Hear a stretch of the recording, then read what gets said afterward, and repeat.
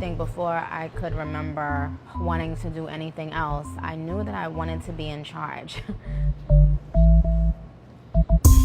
As a child, my mother didn't have a job where she was the boss. And I always looked at that and wished that she was the boss and that she did make her own rules.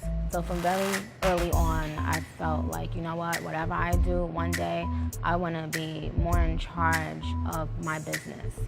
Two of the things that I wanted to leave behind was that I write my own raps. A man doesn't have to write down your thoughts. You're intelligent enough to write down your own thoughts. And number two, I would become a mogul. It's Nicki Minaj, Dirty Money, holla at your girl. Thanks for the love, I really do appreciate it. I exceeded every expectation I think people had for a rapper. I think black women are held to higher standards. A lot of pop culture takes from black culture and oftentimes doesn't really say they got it from black culture. You know, magazines are acting like they're just being done for the first time because it's on a white woman's head or it's on a white woman's body. And you have to get used to living in a world that doesn't even acknowledge that you did certain things.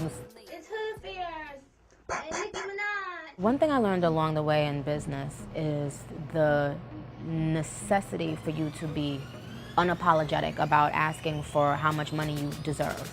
At a very early stage in my rap career, I was making six figures for shows. If I heard there was another rapper making that, I thought, you know what, I get out there and command a crowd. I get out there and make my fans happy. I want that too. And I think women have the tendency to feel that they shouldn't ask to be compensated as much as a man doing the same exact thing. If you know you're great at what you do, don't ever be ashamed to ask for the top dollar in your field.